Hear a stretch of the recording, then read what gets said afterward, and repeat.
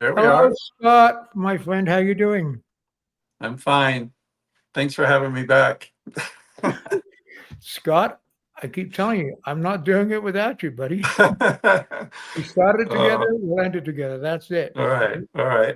Sounds Even good. when you, it's not the same without you. In fact, the whole gang. Let's bring them up. All right. Of course, the fabulous Jim Norris. Jim's had a bad Uh, hair. Somebody's feeling a little bit better. You feeling better, Jim?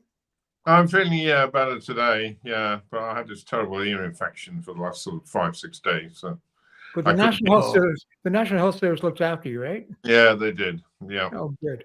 well, I And didn't of have to course, pay anything there. So yeah.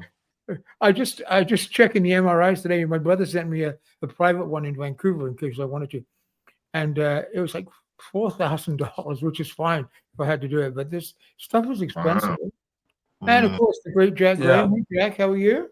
Good, good. Glad to Hey, be Jack. here. It's great to see you. I made the mistake of saying to Jack, "Oh, Jack, I thought you were away this weekend." Jack looked at me and goes, "I never away," which is what we love. And of course, we say the best to last.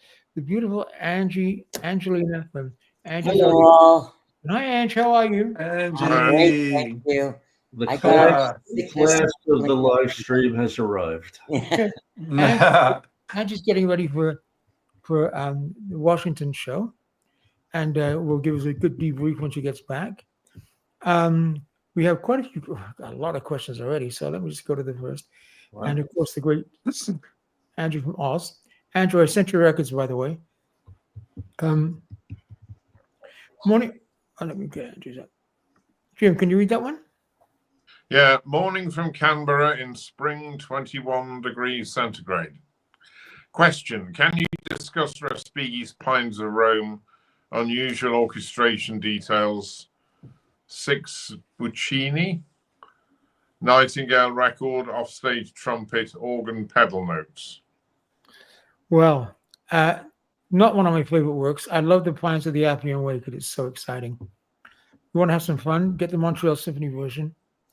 And just as the horns come in, bum bum, bum bum, bum bum, bum bum bum bum bum, 32-foot organ pedal, and it's one of the greatest things on CD you'll ever hear. It's like, what the hell is that? It's so good, and the MSO play it really well. And a friend of mine, Dave Nutting, unfortunately died of cancer quite young. Great trumpet player. He was in the offstage trumpets, and there's a lot of them. So yeah, organ pedal, offstage trumpet. Nightingale is a recording of a nightingale in the caverns, the catacombs somewhere. 6 Puccini. I don't know what that is. I just know what that is, Andrew. But I find most of Respighi's music sounds like second-rate film music. But the Pines of Rome is something special, and the Pines of the Appian Way is fantastic. Agreed. Go on YouTube and watch Muti conducted with the Chicago Symphony. Oh my God, the power of that orchestra. And the little young lady on bass drum at the end, and she's rolling in the bass drum. It's fantastic. So yeah, check that out. Great question, of course, Andrew. Now, I'll tell you one thing, actually. When I heard the RPO and the Petrenko do it at the Proms this year at the Albert Hall, oh yeah, that Nightingale recording came through the PA system of the Albert Hall. It wasn't just somebody cracking a record at the back of the percussion section. And so the sound of this Nightingale coming through the whole PA, millions of dollars worth of stuff in the PA system of the Albert Hall, it was something quite interesting. I'd never heard it like that before. Well, we have a lot of questions. We've got questions about something that's coming up, and Scott's going to talk about it. So I'm going to put up the stream images. And Scott, could you talk a little bit about that one? Oh, sure. This has been out for a couple of days now. The video. It's something that's definitely out of my wheelhouse, but I was very curious about it because it's a Definitive Sound Series 1-step, and I hadn't tried anything from this company as of yet. So they offered to send me one. I reviewed it. It was kind of humorous how I got around talking about it because it's pretty. Yeah, it's gangster rap. So I don't know what we're doing talking about it on here, but I found a way to talk about it, and I found a way to like it. Actually, Wonderful video. Yes, some things about it I really liked. The production and things like that. So that was pretty interesting. Okay. And checked out that video. It could use some support. There's another one that came up. I saw This that one one. comes, Fantastic. yeah, this one comes tomorrow. It's from a company called Evo Sound. They are out of Hong Kong, and they're doing one steps. Now, they initially got interested in them because they were reissuing some Chesky jazz titles that we haven't seen in years. But they sent me this as well, and I was really impressed with this that I had to do its own video. So this is not a Chesky Records recording. This is something else. But foreplay is Bob James, Lee Ritenour, and I'm sorry, I don't know the bassist and the drummer, but they're a super group, and they did this beautiful smooth jazz album. This is their third together, and it's fantastic. It really is a great sounding record, and it's musically very interesting for this type of contemporary jazz record. Okay. I saw this one today. This is the I saw them do it on YouTube. Yun Chan Lim, the real wunderkind, like the real superstar, won the Van Cliven, doing the Goldberg variations. It's incredible. It really is. It's the only time I've heard it that I thought, oh, Glenn Gould's got a competitor now. Really, the 55 Glenn Gould. You can buy that without worry. It's fantastic. And what an artist that fellow is. Pretty good. And his encore at the on the YouTube was very at Carnegie. It was very interesting. Just that you came on and played the bass line, and that was it. Like 25 seconds, and he was done. Anyway, it's amazing. You know, Anthony, when Keith Jarrett recorded the Goldberg, he expected the European press to really rip him apart, and they really gave him rave reviews. If you get a chance, Cool. check it out. Well, Keith Jarrett. amazing player. Yeah. Okay, so there's been lots of buzz about this today. I've got about 4 questions, and we'll come to those afterwards. So, Scott, could you tell? I'm sorry about the size of the ads. Scott, can you give the whole précis about Yeah. the new stereo? Okay. Well, I knew about this project a little while back. I was sworn to secrecy. This was like the biggest secret. There was a few people I think that were told, but everyone was like tight-lipped about it. Chad Kassem of Analog Productions. You know, over the last couple of years, as I was reviewing all these living stereo titles, we had started to have a few conversations, and he was like, "You're really driving a lot of interest in these titles with your videos." And I said, "Oh, that's great," you know. And pretty soon they were selling out like, you know, hotcakes. So he's like, "I'm thinking about doing another series," and we talked about, you know, some ideas of how to approach it. But he had a very clear idea that he wanted to do 45s using the plates from classic records, Bernie Grumman's masterings, wherever possible, wherever feasible. So he's come up with 25 titles. They were just announced today. They're going to be 2 LPs in a gatefold. So if you go way back with classic records, you know that their 45s came in 4 single jackets. Usually the first jacket was the actual cover, and then there was plain white jackets, you know, with nothing on them. So it was a cumbersome format. They were single-sided records. There was a lot of bulk, a lot of space taken up by them. These promise to be better editions of those. So they're going to be, you know, 2 record sets, obviously double-sided. And they're going to be in a new kind of gatefold that he really likes. And they are that ultra luxurious, kind of a velvet touch matte finish. And they're going to be heavy duty jackets. Yeah. Yeah. He thought it looked more elegant. So the titles he's chosen are, let's see, I have the website up here. The Rene Leibowitz Power of the Orchestra, famous record. He did do a 45 years ago in a single pocket sleeve. It was a double 45. This is going to be nice to have this in a new edition for sure. That's like a warhorse, you know. Also, the Fritz Reiner, also Sprach Zarathustra with Richard Strauss. That's, a classic early living stereo recording. So that's going to be on 2 records now. One that surprised me from this batch is Arthur Rubinstein, Fritz Reiner, the Brahms Piano Concerto No. 1. Oh, nice. When Classic issued that, it was the first time it had ever been in stereo. So this is very welcome as well. So this is the first, I believe, I can't remember if Classic did it in 45. I don't have it. I have a lot of them, but I don't have that. The Berlioz Symphony Fantastique, the earliest Charles Munch living stereo. So that's another title that never came out in stereo originally, and Classic was the first to do that with that living stereo cover, and it's so beautiful. That's going to look really nice. That's one I have on my list for sure. How many copies of each are they doing, Scott? That I don't know yet. There's 200 numbered. I know that.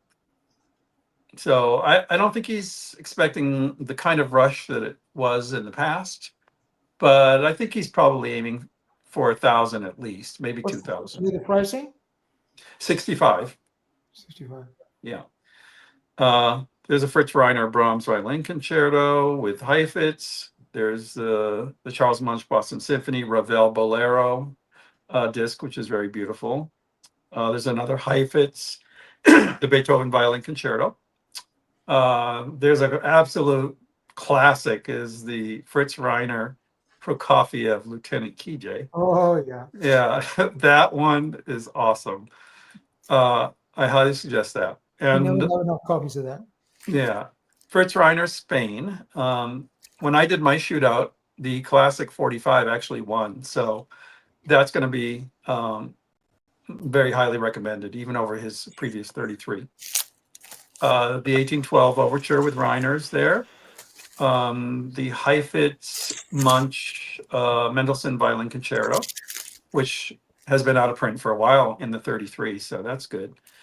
The Organ Concerto with Munch and the Boston Symphony. That's a famous one. That can sound really good on a 45 to get that bass sound. What else we got? Tchaikovsky Symphony No. 4. Pierre Monteau. We got the Society Corelli, the Four Seasons. We have Rubinstein and the Rachmaninoff Rhapsody on Thane and Paganini, one of my favorites. One that's really interesting in this batch is Piatigorsky's Dvorak Cello Concerto. Yeah. He didn't do that last time, so that's a really good one, and I love that record. Also, the Earl Wild, Arthur Fiedler Gershwin Concerto in F, and Cuban Overture. That's a really good one too. He didn't do that last time, so that's nice and welcome. Joshua Heifetz, Bush Violin Concerto, Scottish Fantasy. That one, another Heifetz, actually another couple of Heifetz. So there's 25 total. So I think this is going to be. Your interview? When's your interview? Oh, I didn't say. Chad has agreed to do the debut announcement for YouTube with me as a thank you for bringing so much attention to Living Stereo. So it's going to be on Sunday, this Sunday, and it's my first interview, my first live stream. So I'm a little nervous, but I'm sure it's going to go okay. It'll be brilliant, Scott. So that's the news. There is one other thing. There may be a couple of instances where the plates aren't viable, and they're going to go back to their copy of the 3-track masters and either have Ryan K. Smith or Matt Luthans cut it. Oh, nice. It would be very interesting if Matt Luthans cut it, I have to say. Because he's got Doug Sax's tube equipment at the mastering lab. So there might be a couple of titles that are very interesting for that reason alone. There's the information from Andrew. Could you read that one, Scott, please? Sure. I wish Chad had done the Alexander Gibson Sibelius Karelia suite. I wasn't able to get the 33 version. I do have it on SACD. I know. there's a lot of titles here that I was hoping he would do again, but also there's titles that Classic did that he never got to that I'd love to see done again. So, you know, I think the door's still open. We'll see how this series sells, and maybe we can get him to do another 33. Looking forward to your series as well. interview. Can I interrupt for a second? Yes. The way you described the original classics, I went to get one so that you can see that it was as he described. So you get this, but then there's 3. So there's one inside, and this is how they used to do it, right? Yeah. Okay. And then you Yeah. see on the inside, you see the label, and then you see on the other side where it tells you it's a one side record, Right. 45 RPM. Cool. So this is how Groove. Classic used to do it, and I think what you're talking about is Chad changing that Oh yeah, it's to definitely make changed. it a lot simpler than Right. having these three records floating around. Oh yeah, it's definitely going to be more elegant, more compact, and probably better pressed. A lot of those single-sided ones often got dished or warped. Yeah, I have Yeah. most of them with the classical records already. Yeah, I do too. Yeah, Oh well, Yeah. you know, anything with classical we appreciate because there's not much, right? yeah. I hope Right. I hope it Angelina finds sent its me- audience. Angelina sent me information about 2 new esoteric SACDs. This is the incredible Brooklyn 4 with Joachim and the Dresden, which is wonderful. Jim, you like that one, eh? Oh yeah, yeah. That's going to be fun. Yeah. And there's the New Year concert in Wien with the Vienna Phil and Carrie-Anne. I mean, the SACDs, they're just incredible. I mean, they're just amazing. Yeah. Now, this is very interesting. I saw this on the DG store tonight. Pletnev, great pianist and conductor. Chopin's Square and Prelude is one of those kind of, it's 2 records. But this is all analog, George Gramophone, brand new. Doesn't say Oh. who remastered it, but isn't that interesting? So that might be fitting. And he's an amazing pianist. I want to talk about this for a little bit, and Jim, you know, pipe up, and anybody.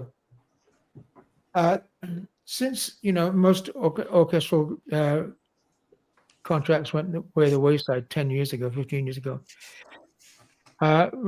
record companies, I mean, orchestras are doing their own recordings, and this is Philharmonia records with their new conductor, Santu, I think Ruvali. He's a Finnish guy. He's very interesting. This is one of the greatest Heldenlebens I have ever heard, and I've heard a lot. I played a couple as well.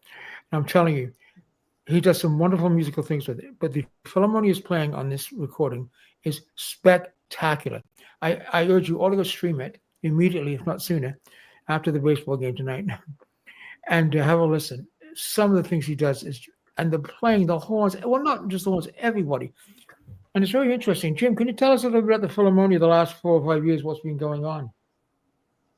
Well, the Philharmonia, I think, are probably the last London orchestra to come to the party, really, with using the internet. I mean, before, 5 years ago, you wouldn't have seen any of the London orchestras streaming their concerts or even giving away a free 2-minute sampler of things.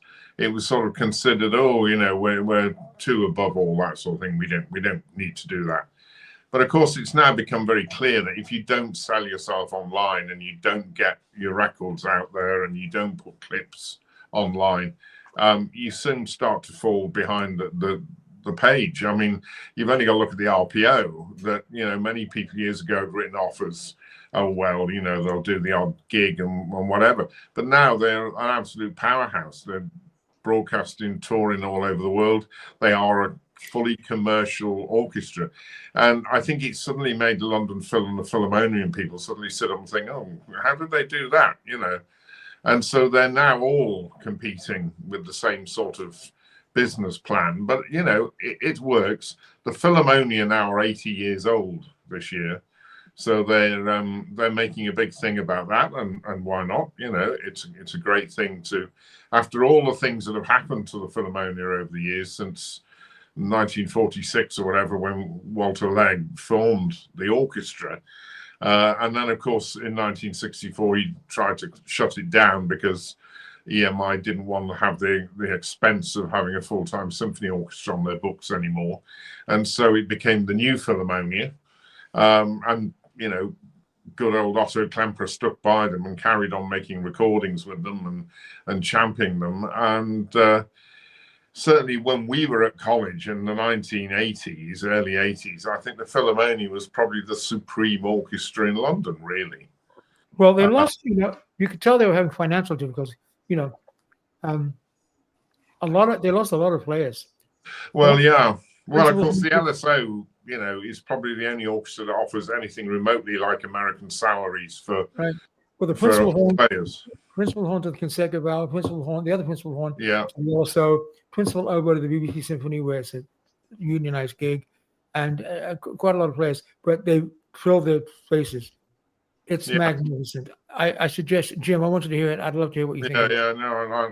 It's going to be. I'm going to give away the game. It's going to be one of my recordings of the year for Audiophilia, and in December 1st. It's just fantastic. As I was listening to it, I was thinking, my God, it's so fresh. He's doing new things to it, but the playing, the intonation, the solos. The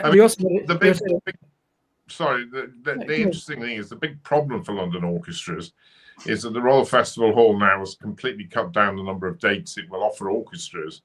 And of course, the LSO and the BBC Symphony have got the Barbican sort of nailed down pretty much. And so, you know, orchestras like the Philharmonia are having to go much further afield now. You know, they're regularly playing outside in, you know, Nottingham and Coventry and wherever, you know, there's a hall big enough for them to perform. And I think what the concert halls have got to do is really sort of get their programming right, decide what they actually want, and let the orchestras get on with performing. You know, it's an ever-changing, ever-fomenting business in London now. If you want to hear how this guy has changed their fortunes, he did some recordings 3 or 4 years ago on YouTube. They're very good. I mean, brilliant. Yeah. But, they just did a concert this year, Mal and I, with the gentleman from the Grand House, San Francisco, 97 years old. What's his name? Oh, him. I can't think. Yeah. Anyway, it'll come to me. But the reviews of that concert were just the best I've seen in London in years. I mean, just amazing. So there's that. So I highly recommend that. That's new out on Dutch Microphone, Scriabin Orchestral Works. We see a great conductor, but he doesn't get great orchestras. He had the Dresden, but that's it. But he's Dallas now, and Danish National. They're good orchestras, but they're not the Met and the other things that he's had. Okay. So we're going to do building a library in a little bit, and we'll come back to that. Let's remove that. Let's go to some questions. Here we go. We've already done that. Good evening. Hey, Scott, how are you? And Anthony from Brussels. He's just back from crate digging in Paris and the Delft, Netherlands. Found some amazing new old stock speakers. Oh, Speakers Corner, great. Delft, home of Vermeer, yeah. Home of Vermeer. Joey says, hi, everybody. Hi. Hi, Joe. Anthony, Scott, can you read that one, please? Sure. 2 questions. Do you organize your collection by composer, label, or piece of music? And any recommendations for Mendelssohn's Violin Concerto? Yeah. For me, I do it by label. I find it too confusing to do classical any other way. Great cover. Sorry, go ahead, Scott. Sorry, I'm just getting a record. Anybody? I was just saying that for organizing my classical collection, it's by label. Absolutely. It's the easiest way. Label and catalog number. After a while, you get to know it by heart. You know where to look for everything. So, and if you have your collection in Discogs, you can always find a piece and then go look for the catalog number. I think it's the best way. It's like a library. Oh, I was looking for my Mendelssohn So I can't find it. Alina Ibrahimova. She plays it on a real violin, but it's accompanied by the Orchestra of the Age of Enlightenment with Jaworski, great conductor, on Hyperion vinyl. It's amazing. The orchestra playing is fantastic, but her playing is so good. No luck, Jan? Okay, sweetheart. Anyway, okay, Anthony. So yeah, definitely the Hyperion. The new Hyperion is amazing. That's okay, sweetheart. We're gonna move on to another question. And Jack, can you read that one, please? Yeah, hi, Anthony. I organize Buy All Three for prestigious label, Decca XSL by label, most by composer and some by instrument and some by genre. You know, I get it. I guess whatever works for you is what is the best way. I might be the best answer to the question. I think most people I know, I think everybody here does label, but if something else works, by all means, I'd go for it. Just as long as you can find things when you want them. I always find the easiest thing is to certainly separate everything choral, vocal, and operatic from the orchestral stuff. And Jim, I would think you organize everything by 99p, 199p. Oh, well, I've got another 1,000. Never been played. Never been organized. played.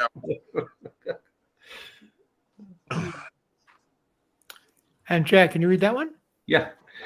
Good evening, everyone. Hope you're all prepared for the best night of the week. Rick will be with me over the weekend.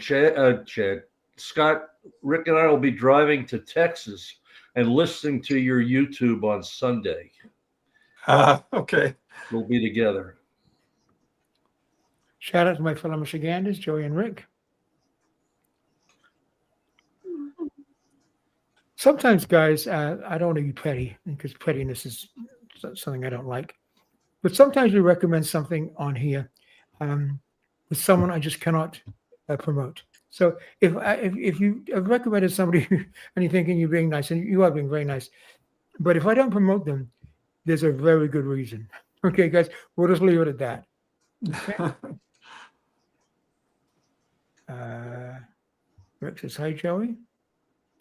Oh, hi, Peter. Hello from the land of enchantment. Great appearance last week.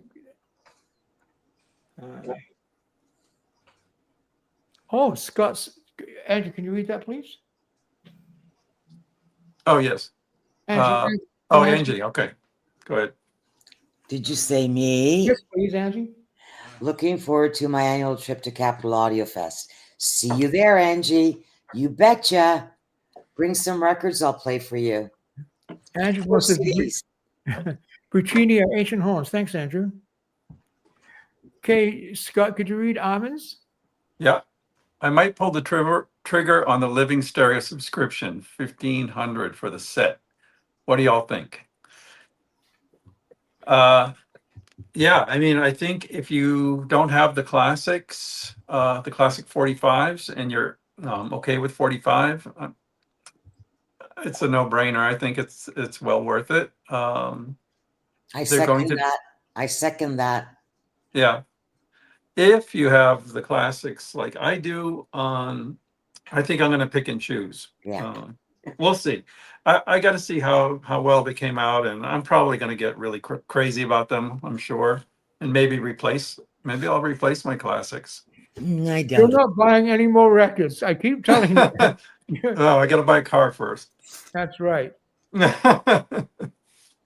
$60 new car. early. Almond says $60 early. Not too bad. Look, Yeah. if you want to buy them, buy them. They've gone to the trough so many times that but there's always room for record collectors, and people might buy them as a collection, so that's fine.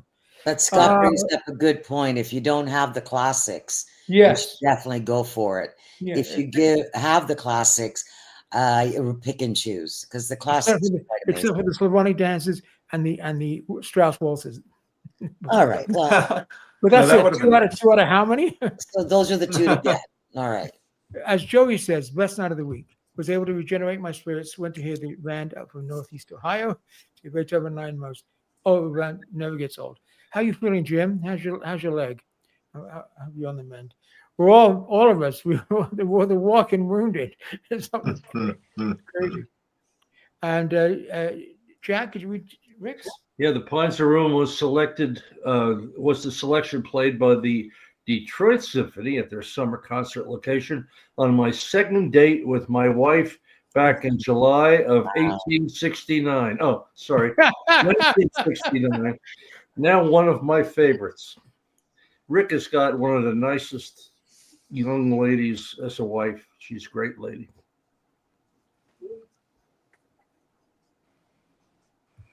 Excited. Scott says 60 is not crazy. You're getting a free shipping. Yeah. Yeah, And that's unusual, right? the fabulous Wicked Exile, Tony. Good evening, crew. Hey, Tony.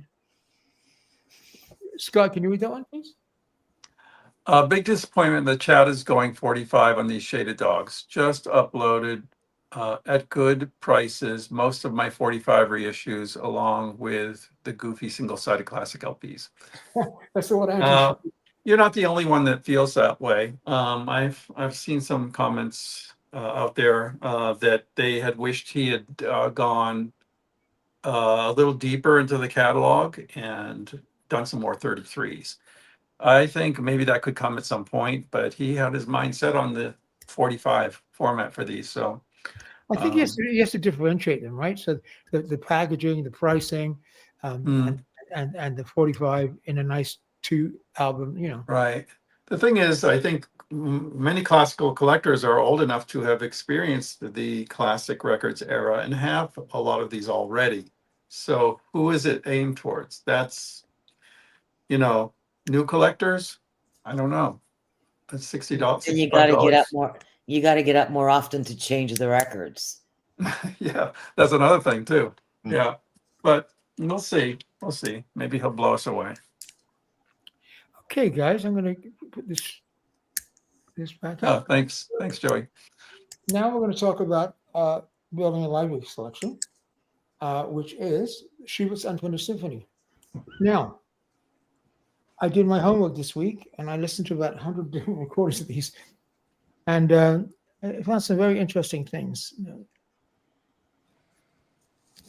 These are the ones that I would recommend, and these are just for me. Maybe Jim has different ones, Jack and Scott and Angie. For me, it all lives and dies by that opening on the basses, down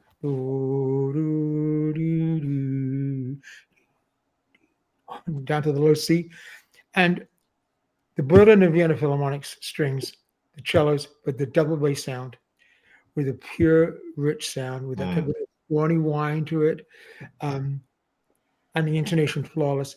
They just top everybody. A couple of other ones, good ones as well. My vinyl pick will be this. This is a Columbia. Let me learn. Wow. Philharmonia, it's magnificent. Really, really good.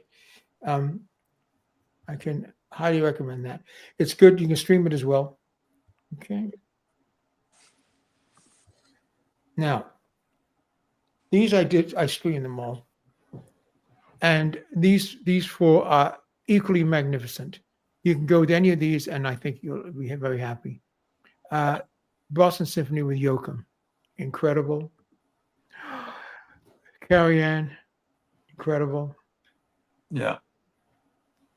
Clyde, incredible. Now you can get that on a record, but it was digital, and it's not that great. But the streaming is very good. And finally, that is also outstanding. With Herbert Blomstedt, that's the conductor we were talking about. He did the Philharmonia Mile 9. The Gewandhaus, it's wonderful. So they're my 4. Do you have some favorites, Jim? Well, one of my favorites in that is Andre Kluten's with the Berlin Philharmonic, recorded about 1957. Yeah, that's a great one. It's a beautiful recording, and what's more, it gives you an idea of what the Berlin Philharmonic sounded in their heyday under Furtwängler, because he'd only died 2 years whatever before, and it was the first stereo recording I think that EMI did with the Berliners, and Cloyton's was lucky enough to be the guy selected, but he does a beautiful job on it, and it sounds gorgeous. It's well worth checking out if you get the opportunity. So there's any other ones, Jim? Or is that it? No, I agree with you. I think Joachim, they're all great in many ways, but I particularly like the sort of warmth of the EMI Cluten's Beethoven recordings, because they really took time to sort of get that early stereo sound as good as they could. But yeah, They're all classics I agree. for pleasure too. They're all classics for pleasure as well, aren't they? They were for years. Scott, do you have one? I didn't pull it, but I was going to say the Karajan one that you showed is one that I will listen to once in a while. I like that one. Yeah, if you get it on Tulip. I have it on Tulip. Yeah, it's gorgeous. The Right. real infill strings at the beginning, and then you get that, and also the tempo is very important with the dee dee dee dee dee dee, right? And so you get that ostinato digga digga digga digga digga digga digga digga digga. The Bourne movies ripped off. They took the Schubert ostinato, and you got to get the tempo right. So of course Sinopoli and a few other guys. Digga digga digga digga digga digga digga. Oh, it's terrible. But these guys get the tempo right. So yeah, great. Yeah, the carry-on is wonderful. And okay, and Jack.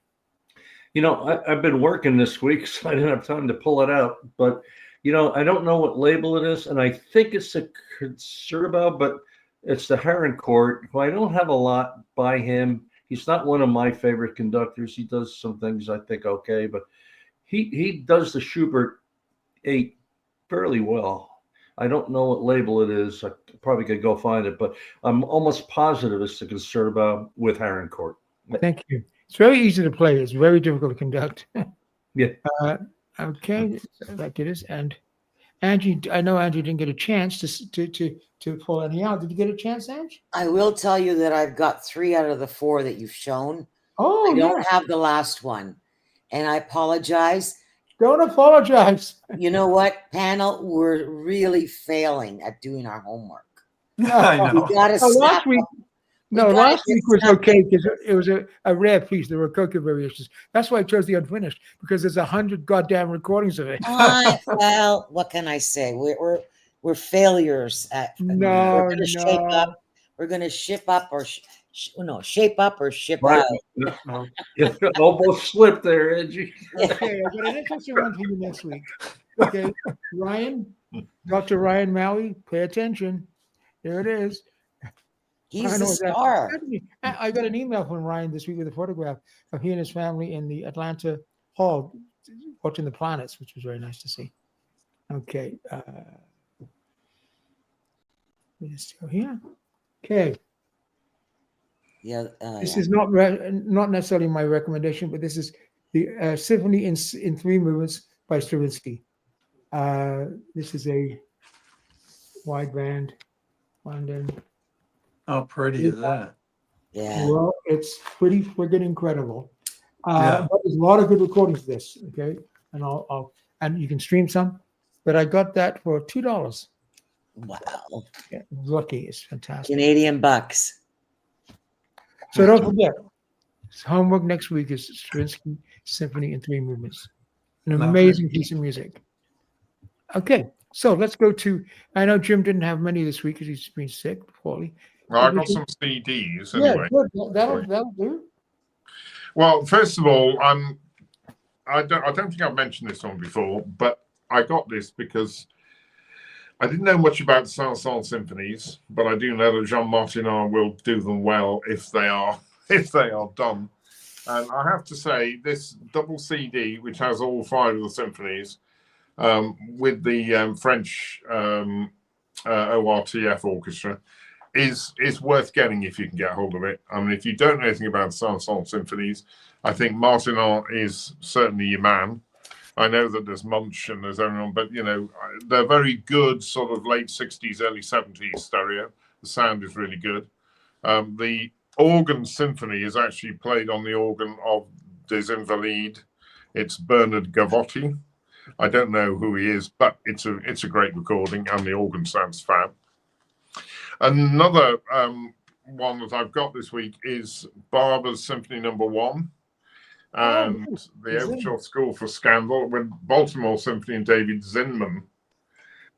Again, if you're wanting to explore Samuel Barber, it's a great little CD to get because it's got most of his basic repertoire from the Adagio for strings to the First Symphony, the Second Essay for orchestra, and Overture School for Scandal, and it's beautifully played. Also, Herbert Howells. I've suddenly started listening more to Howells. His Hymnus Paradisi, I think, is a wonderful piece of music. Gorgeous. And this recording with Heather Harper and Robert Tier, with Choir of King's College, Cambridge, and the new Philharmonia Orchestra with Sir David Wilcox, is wonderful. And it's also coupled with a concerto for string orchestra with the London Philharmonic and Adrian Bolt. And has a one. I mean, the string quartet in it is Dennis Simons, Robert Grocott, John Chambers on viola, and Alexander Cameron on cello. It's a wonderful recording from the early 1970s. Great, good quality EMI stereo sound. And then finally, I'm going to do a little review of these, but this is the Chandos box set of Tippett symphonies. Oh, nice. With the Bournemouth Symphony Orchestra and Richard Hickox. Now, I've never been a great sort of fan of everything that Hickox has done, but I've been listening to these, and you know they're cracking symphonies. I mean, Tippett is just very undervalued, I think, in the UK. I don't know whether people think of him more highly in America, but he's not as highly worshipped as he should be. And some of the bits in these symphonies are fantastic. If you can get that, it's very much still available online on all the major rep sort of areas. You can actually buy it, and it's well worth getting to know them. They're great. They're great symphonies. A lot of interesting stuff. And so those are my choices for this week of new and unknown repertoire that you might be interested in. Thank you, Scott. Thank you, Jim. Scott, do you have some records to show us? Just a couple of things. Excuse me. I was going to show this earlier. I just wanted to mention it. We're going to review it on Audiophilia. It's Jerome Sabak. It's called Stand Up. It's a new release from Analog Tone Factory. So this is a jazz record, contemporary jazz record, all analog recording. Dr. Ryan sent me a little care package. Oh, isn't that lovely? Yeah, he knows I'm collecting living stereo titles. I'm sorry, Phase 4, to do a Phase 4 overview, and one on the pop series, one on the classical series. So he sent me some classical ones, some that I've never seen. This one is Sokowski, Franck Symphony in D, and it's Hilversum Radio Philharmonic Orchestra. Interesting. I never heard of them. That's Radio Orchestra. Yeah, the Netherlands Radio Orchestra. Yeah. Oh, okay. So I don't know what to expect from that, but Sokowski usually takes liberties with things, doesn't he? This is a Bach Spectacular Inglorious Phase 4 stereo promo copy, Camerata. What can you tell me about Camerata? Is it Camerata Manchester or is it just Camerata? Camerata conducting the Kingsway Symphony Hall Orchestra. Never heard it. Never heard of them. That's a recording name. Camerata. I think he did like pop stuff. Maybe. Yeah. This is a Harmonie Mundi digital recording by Gunter Wand. Oh, yeah. Beethoven Symphony No. 3. That would be lovely. Yeah. This one, he had a big warning on one side. It says, do not play this side because there's a big gouge in it. So it's a one-sided record. This one, I would have passed this in a bin because it's just not a very attractive cover. But it's Telefunken, Mozart in Prague, the Bamberg Symphony Orchestra with Joseph Heilberth. I don't know anything about this, so I've always Neil avoided Timber's- Telefunken records, but They are Albert, very That's good Mozart records. is Telefunken, excellent. the Telefunken pressings are very good. I Yeah? think you'll enjoy it. Yeah, okay, I actually have that record. okay, Yeah. I'll give it a try. This one was really exciting for me. This is Ivan Moravec. It's a Oh box yeah, set it's fantastic. of Chopin. This is these are Connoisseur Society recordings, but this is like a box set done by the Classics Record Library. So it's like 5 discs in here: ballads, preludes, and nocturnes. I think this is going to be really wonderful. This one is Denon PCM digital recording. Heard a little bit about these, that they're really good for early digital. Some Yep. really It's a is very Yep, they are.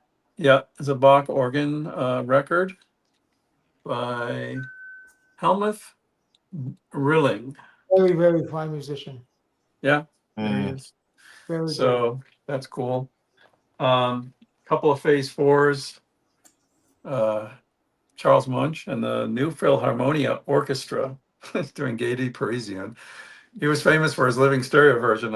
I can't wait to hear how he did with phase 4. I mean, phase 4 is like, I don't know. I have mixed feelings about it. That's a pretty wild one. Yeah, this is a famous wild one. Yeah, Scheherazade, Stokowski. And I have like 2 or 3 pressings of that now. One is from the Netherlands, one's from America, but it's in Indianapolis, and one is a British pressing. So, That's Firebird, interesting. March Slav, and Night on Bald Mountain with Stokowski. Here's the other Scheherazade, and I saved my favorite things he sent me for last. This one is a beautiful, beautiful Argo. Oh, lovely. Beautiful Yeah. piece too. Haydn's Creation Mass, Academy of St. Martin in the Fields, Choir of St. John's College, Director George Guest. It's like Helen Watts. Yeah. Oh man, Robert Tare. So Too bad there's somebody good on that. yeah, this is a treasure for me. And he really surprised me with these two because he didn't know that I really like this artist, but he probably figured I liked the label. These are reference recordings. These are the Eileen Farrell recordings. Yeah, this one's Harold Arlen, and the other one is Rodgers and Hart. And I couldn't be more pleased about these. I have the Torch Songs one, and I've always loved it. The sound is wonderful on these, and I've always wanted to have these. So that was a great surprise. And I want to thank Ryan for that. Beautiful, Scott. Thank yeah. you. Thank you. Okay, Jack, you're up. Well, I was so lucky to be in Indiana when I was there. Eileen Farrell was teaching in Indiana when I was there. Oh yeah? Yeah. Wow. So let's see what I have here. This is a very, very, very clean recording and a great recording of some Grieg and, of course, the Sibelius Finlandia. It's a Columbia, old Columbia. For Columbia, it's exceptional. It's an old Columbia 6i. Nice. And it's Clean, a great condition. Great condition. And then we've got, let me pull these over so I don't keep bleeding. Let's see, we've got this Delius recording, lovely. and it's Clean. just a great recording, and it's in great shape. It's on Seraphim, which is a kind of an underrated label. I shouldn't say that. There's some really good stuff and some really so sounding stuff on that label. Dennis, Usually pretty good, but Dennis plays on that recording. Dennis playing the home plays on that recording. It's an exceptionally good record. This might be British Music Night. Of course, I think you all know this. Unfortunately, it's not it's an Angel EMI, but it still is a great recording of the Antarctic. Very Oh, good. What a Fantastic. maybe the best. It's not one of my favorite Vaughan Williams symphonies, but it's exceptionally good. And then we've got Mr. Previn, my second to Charles Macaris. That's a lovely, All right. lovely And recording. the Spring Symphony. It's really exceptional. Here's a Grand Canyon on Columbia, and it's with Ormandy again, who handles this really well. I'm sorry for the glare on there. Really, really good. And this is a Columbia as well, one of the better Columbias. And this is for Jim, not the picture, of course, the music. And it's the lighter Elgar, and it's kind of All right. some stuff that's not as popular, maybe but it's just easy, nice, beautiful, easily listed. A couple of CDs, Jim, you got to see this. I really think personally, Bruckner's choral work is very underrated. Maybe it's not. To me, we all hear his symphonies, but his choral work is great, and this is exceptional. And I believe this CD is put out by the college itself. I think it's Gorgeous. Look at that. and it's really well done, really, really sound great. But the interpretations, the motets are really amazing. His choral writing is it's amazing. I did find a copy of this used, believe it or not. I paid about $10. Kingsway Hall, Yeah, LSO Schulte, fantastic. Yeah.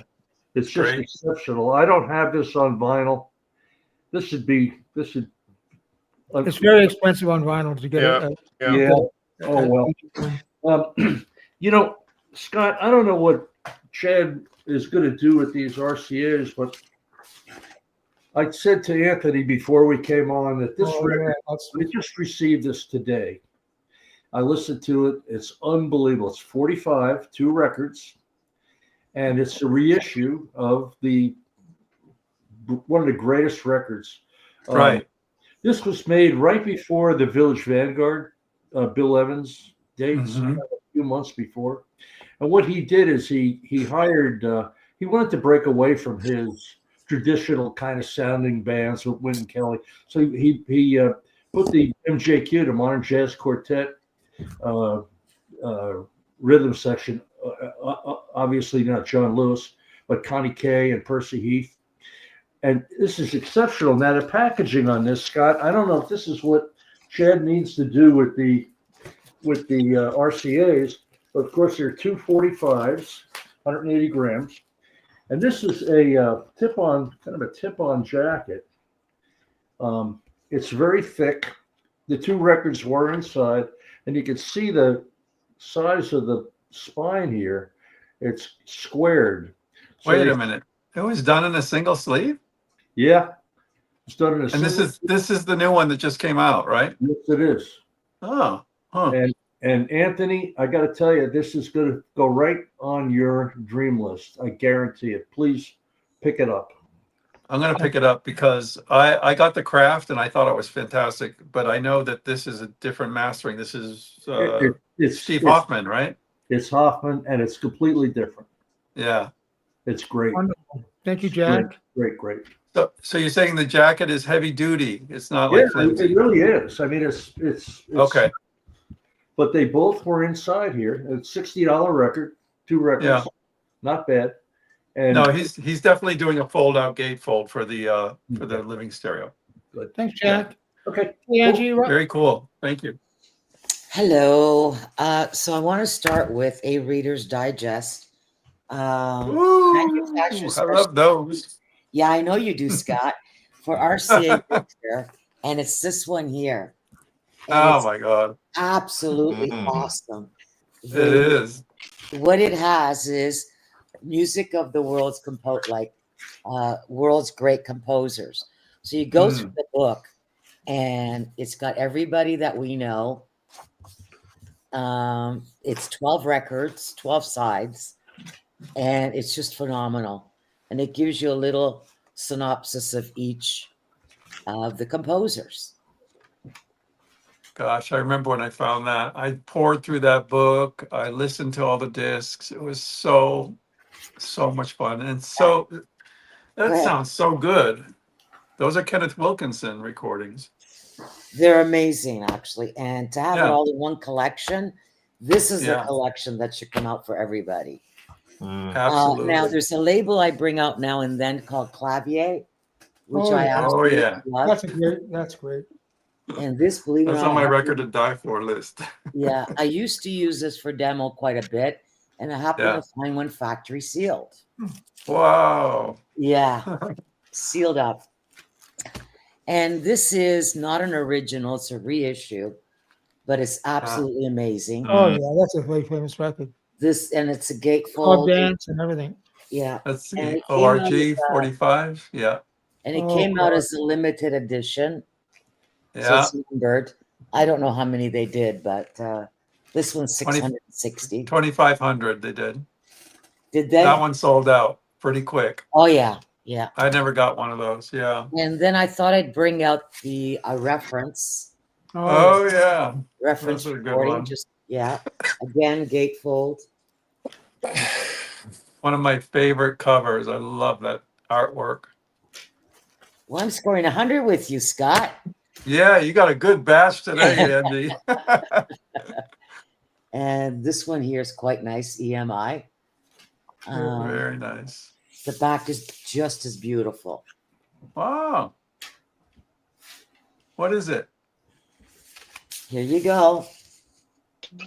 I'm sorry, I can't read it because it's not large Okay, here. there you go. It's Rossini, Vivaldi, La Quintette à Vin de Paris. Okay, cool. Very neat. And then we have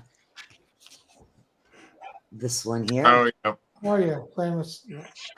And what's nice about the back of this, you can see that they show where everybody's sitting. Very Oh, I nice. love Yeah. that. Yeah. So Lovely you record. can see how they laid out the orchestra. And this is a Mercury. Mm. Right. Yeah. Lovely. Mono. I might have shown this before, but I'm not sure. I don't think so. Yeah, I don't think you've shown that before. Yeah. yeah. I have a lot of his stuff. Yeah. And then we have an RCA Dynagroove. Nelson, which we talked about way early back in a few episodes.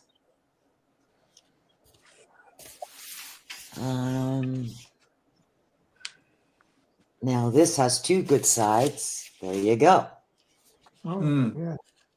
So you see the two of them. yeah. I Is think that a that's phase smart. 4? I'm sorry. Was that a phase 4 or just a regular deck? No, it's not a phase 4, but I do have a bunch of phase 4s, which I'll try I and know. dig out for you next week. Okay. I think I have one today. Music from Okay. France. Yeah. Yeah. That's a good That record. one. Yeah, I got that one. That's nice. Nice soft cover. Yeah. That's Leinsdorf. More Dynagroove, Scott. Yeah. Yeah. Yeah. Momentum of Sonic Splendor is what it says on the back. Yeah. There was a lot of hype around it. And then there's this one. I should Oh, probably take the sleeve off. I don't know that piece. Let me take the cover off. There we go. So it's pianoforte. Mm. And Anthony might like this one. Yeah, that's a wonderful record. Oh, yeah. Two amazing piano players. Is Angie when she was a little younger on the cover? A little younger, yeah. That's a Mm. good record, yeah. And you know how I like him. No, don't we all? Yeah.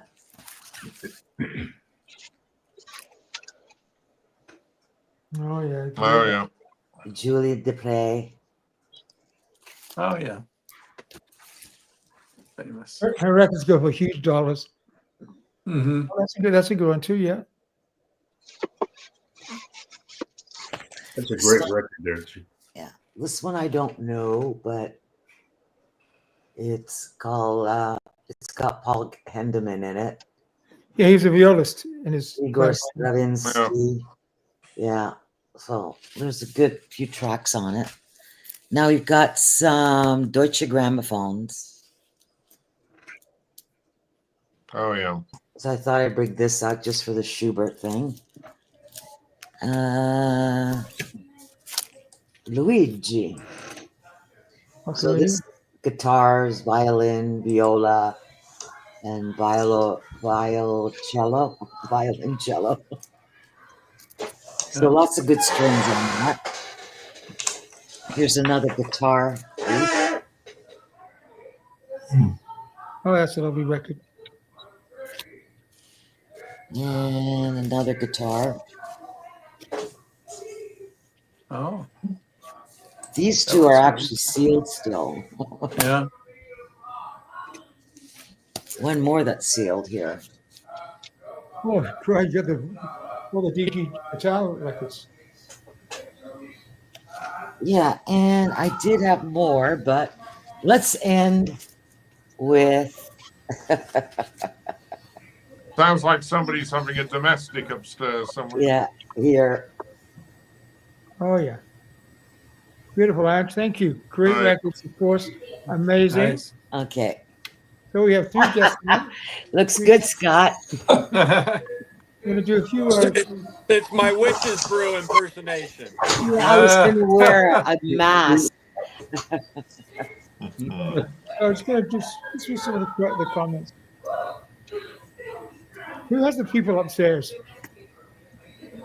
Someone's got a lot of extra activity in the background. Yeah. I Uh-huh. don't have a guest upstairs. I think we found them. There you go. Is that better? Yeah. Oh, That good. was this. So Scott? So most of the living stereo reissues are classic records. Well, And what time is it on Sunday? it'll be 11:30 Eastern time. Yeah, I know. Before football. We'll be in Alabama, Scott. Andrew, great question. What's the horn like on Brooklyn 4, Anthony? Well, that's a very interesting question because the principal horn now has a very Germanic Alexander sound. Back then, it was Peter Dan, who was very influenced by the Russian horn playing.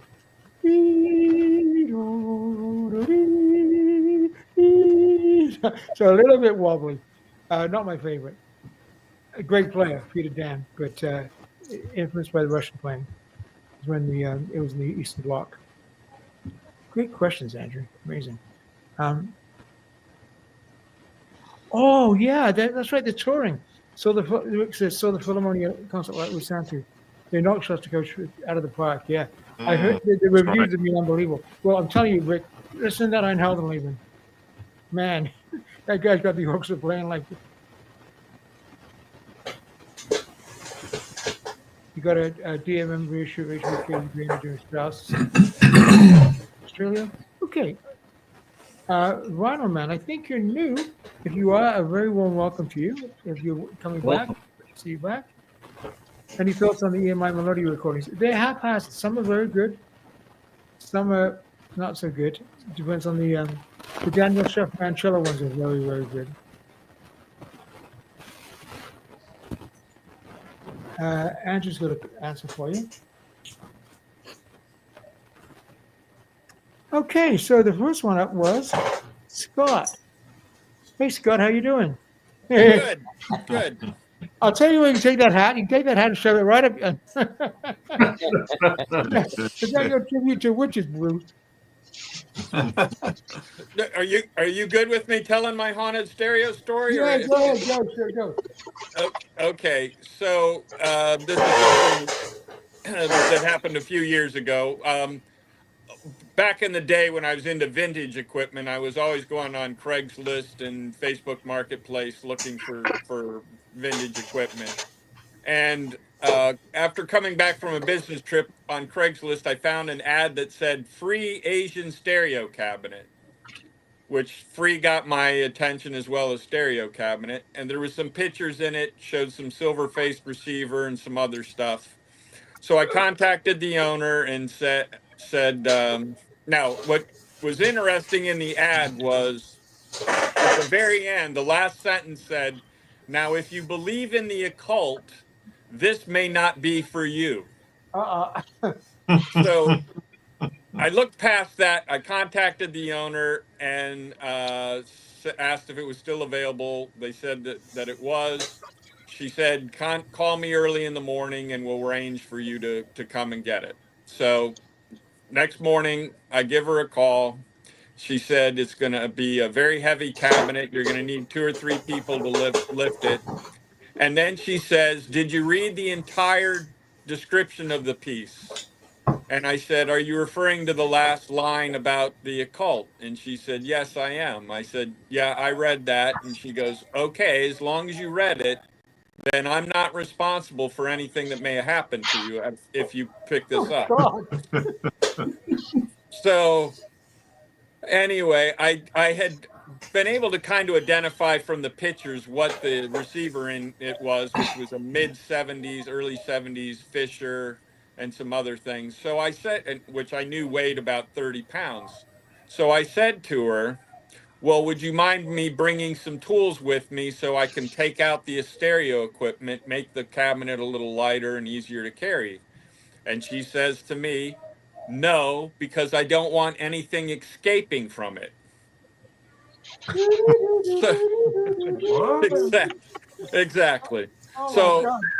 I contacted one of my buddies and who lived in the area, and I said, "Can you help me lift something into the car tomorrow?" I did not tell him until we were in the car the note about the occult and everything. And of course, his immediate response is, "Are we going to go meet a serial killer?"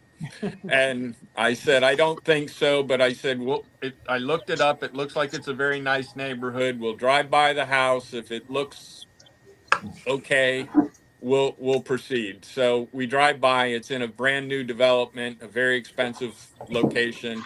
So we go ahead and proceed. So we go inside. Sure enough, this thing weighs several hundred pounds. It's made of some type of hardwood. And I noticed as we're sliding it away from the wall that there's these custom built speakers that are in the back of it. And I said to her, I said, "I know we talked about not taking anything out of it, but I said, these speakers are already exposed. I said, we could save a lot of weight if we could remove them." And she kind of hemmed and hawed about it, but said, "Well, okay, I guess whatever's there could easily come in and out since it's not open. So go ahead and remove the speakers." So I grab a speaker, my buddy grabs a speaker.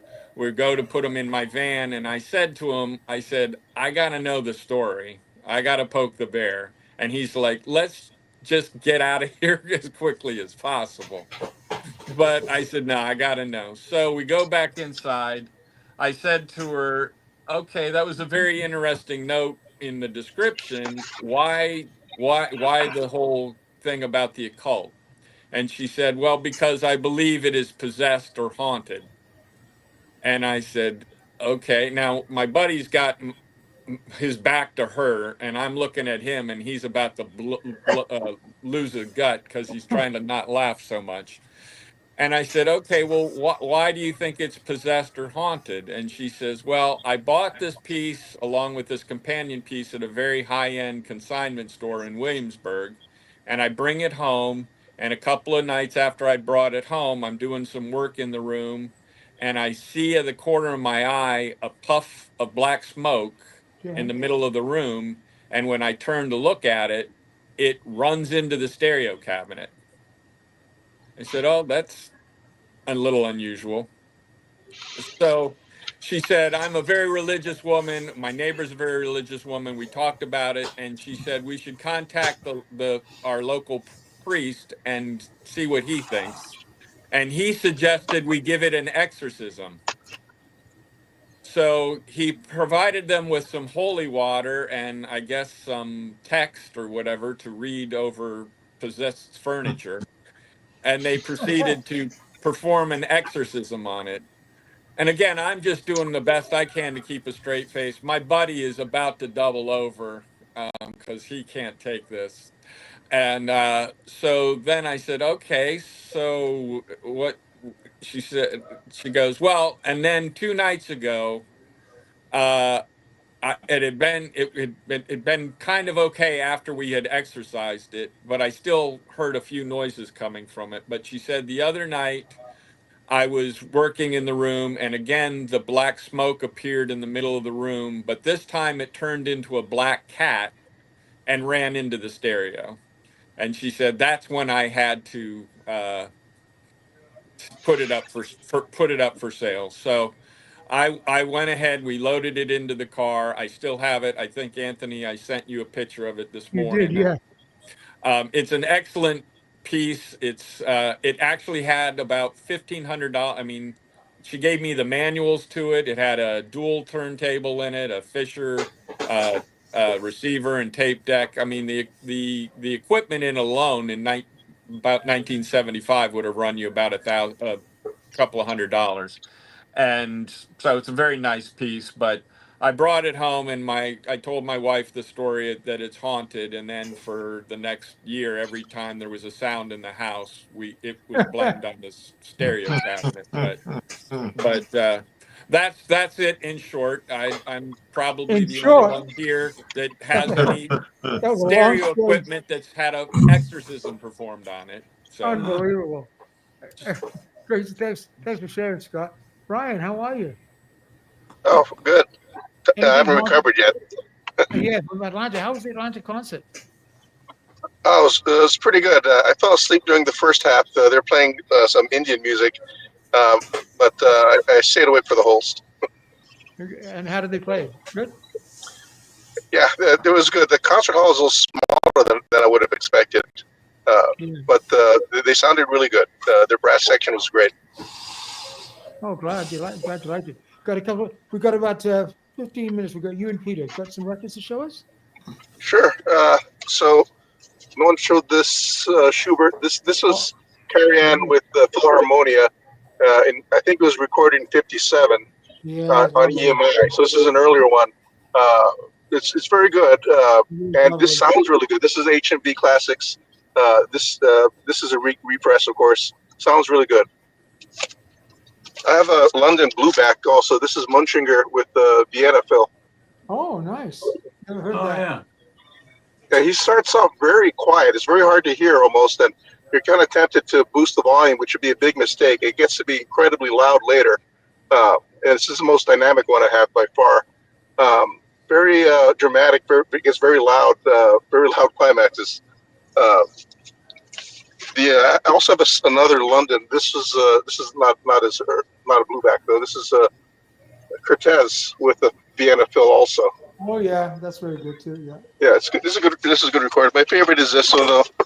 This is Gunther Vaughn and on Harmonia Mundi with the Köln Radio Symphony Orchestra. Yeah, this is my favorite. Yeah. This is a DG of Franck. It's a violin sonata with Kaya Dankowska and Zimmerman on DG. This is a great recording. Yeah, very, very beautiful. The do you have this, Anthony? This is Galway and Aldrich. Every flute player in the world has that because it's probably one of the greatest flute records ever made. Martha Argerich, first of all, Prokofiev Sonata is written for the flute and is incredibly difficult. César Franck Sonata is written for the violin but arranged for the flute, and they're both magnificent. And James Galway at that time, because he became a big superstar, Took a lot of hits. But I'm going to tell you, as a flutist, nobody plays the flute like James Galway. Nobody has the facility that that man has. And Martha Argerich is a piano parts. I toured the César Franck all over Denmark, and my accompanist, the piano part of the César Franck, especially the first movement, is so unpianistic, and it's very, very difficult. That's a magnificent record. Yeah, I got this sealed copy I got at the library thrift store. Yeah, sounds great. I enjoy that quite a bit. I have an Ace of Diamonds I found recently. This is Starker, Sook, and Julius Katchen playing a Brahms piano trio. This sounds really, really nice. These Ace of Diamonds are pretty uncommon. I don't see very many of these. This sounds great. Yes, I don't have too many records today. That's okay. Peter waiting in the wings. Peter will have a few. I've got a few. Oh, that's it. Okay, great. Well, Yeah. Ryan, we're going to get the photograph actually. And I think Scott got some records. Lovely. So let's go to Peter. Yeah. Hey, Peter. Hello, how are you? Good. Good. Feeling good? What do you got? I hope so. Well, I'm going to show, first of all, the very first records I ever got at a thrift store. These are the 3 Années de Pèlerinage, and they're played by Aldo Ciccolini. Ciccolini, he's a very fine pianist. And they're on the Pathé label, but it turns out that's a sticker on top of EMI. So that's actually an EMI recording from 1966.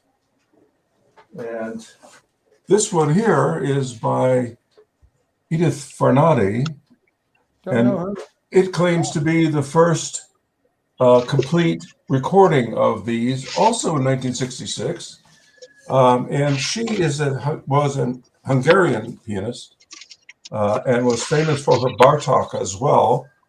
Apparently, last December, her complete works recordings were put out on a box set. So somebody to know, I guess. Anyway, they're both beautiful, I think. And I've got a couple of other versions on CD. This is the first one, which is just beautiful. It's a lovely piece. And then I have Lazar Berman also doing all 3, which is really good. So that is how I got started crate digging. This is Farnadi playing Bartók, great record on Westminster. She did all her recording on Westminster. Don't know her recording. Yeah. So the very first record I ever bought was Horowitz. I bought it from my parents when I was just starting college. And that's his 25th anniversary Carnegie Hall concert. It's a RCA mono, but a nice record. And to go along with that, I collected a lot of Horowitz after buying that. This is his next Carnegie Hall concert, which was 12 years later. Oh, yeah. And it's a lovely record as well.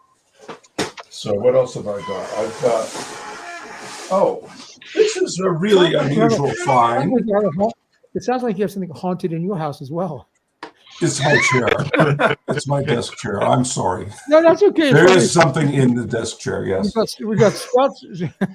This is a somewhat beat up copy of the organ, which is another one of my heroes, the English-born organist who lived most of his life in America.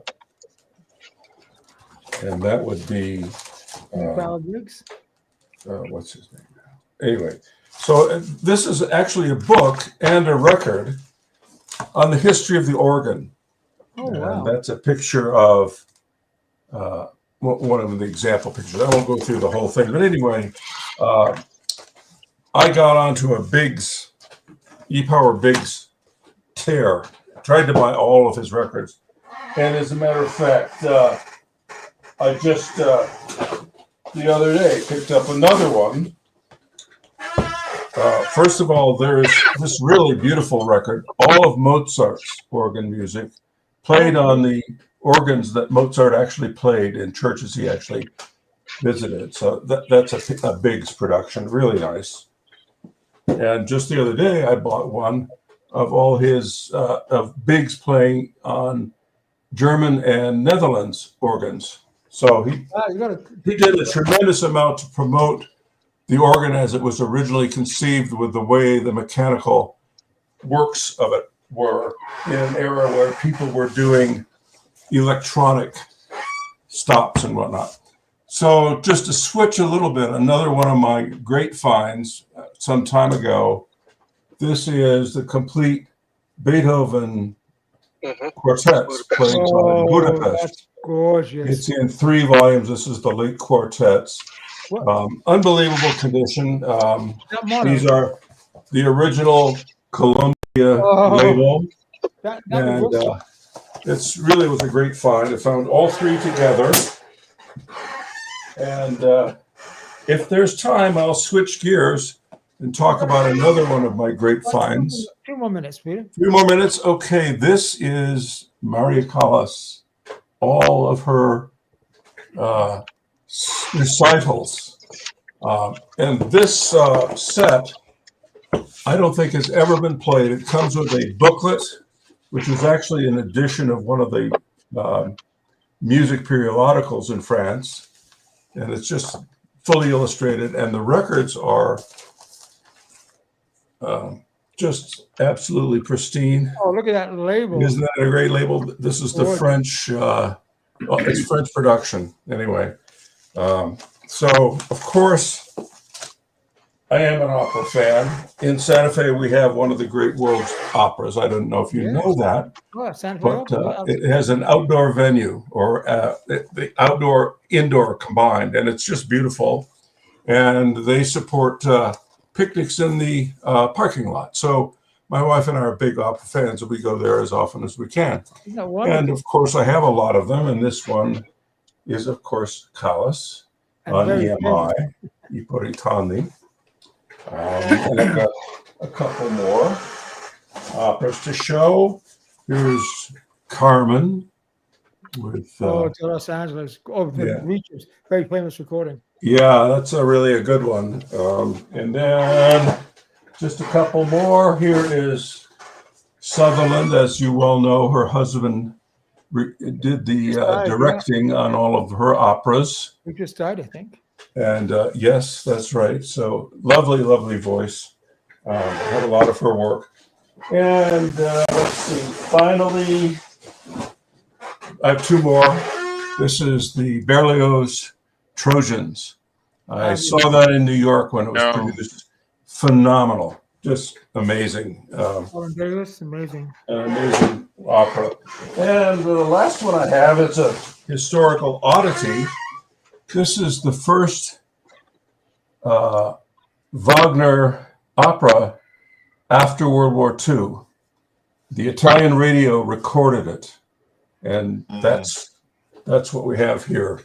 This is Das Rheingold. It's the only one I have, but they did the whole thing in 1946. Thank you, Peter. That's what I've got. Well, guys, just a quick round robin. First of all, again, thank you for all your support. The Peanut Gallery, again, incredible questions and comments and kindness and all sorts of wonderful suggestions. So thank you so much for your comments, Peanut Gallery. To our guests, Scott, with the spooky story, and he's going to keep rubbing that record in as long as he can. I don't blame him. We're still jealous, Scott. Scott with a hat, and Ryan, who just came back from Atlanta, and it was great to see you, Ryan, and your kindness. Scott got his little care package of records, which was wonderful. Yeah, thank you very much. Peter is new to our channel, but is new to coming up, and we love his incredible collection. In fact, all your collections, and of course, the panel. Jim, I hope your ear's feeling better. I know you're on the mend. Jack, I know you've been busy with students this week, and she's off to Washington. And Scott has the big scoop on the scoop of record collections. Sunday. Yeah. Other than 2,000 people, nobody give a crap about it, but just so you know, but every 2,000 people watching, it'll be wonderful. So thank That you. would be great. So Well, I'll be watching. yes, Hope for you're sure. feeling better, Anthony. Well, I'm. We've got the MRI coming up. Fingers crossed. We'll see what happens. I've got the greatest producer in the world. Jan, come say hi. So you can see my beautiful wife, the producer. By the way, the people that get the records, the producer ships them, and they. She's The Who best was shipper available. if it wasn't for Jan, Hi. Hey, Jen. if it wasn't for Jan, I'd be dead a long time ago. And I'm not kidding. Great collections, everyone. It is true, Rick. And oh, here we go. Hi, Jan. Down, Joey. Hi, Joey. Yeah, Joey. Where's who's the lady in the shirt? Leah. Is it? Yeah. Yeah. Yeah. Who's I guess Leanne? Joe and Leanne, they had a breaking up or something. I Yeah. don't know. Did you? Now it's amazing your scary story because Jim, we were talking about it. Jim has a ghost in his place, and I'm like, I don't believe in ghosts. I don't want to hear about it. I don't want to think. And Jan said, "Oh no, there's something in there." Yeah, it's weird. Anyway, so I'm going to log off now. Just hang on, gang, for a second while I log off. Thank you for watching, guys. Watch it on the repeat. Press like and subscribe and all that good stuff. We're on our way to 8,000 subscribers for Costco Music. Right? Whoa. Next That's up, awesome. 10,000. Yeah, Oh, 10,000. Jan always says to me as we finish, "Did you say thank you yet to the gang?" So I was thinking, okay, thanks, guys. Let me end the stream. See you next week, guys.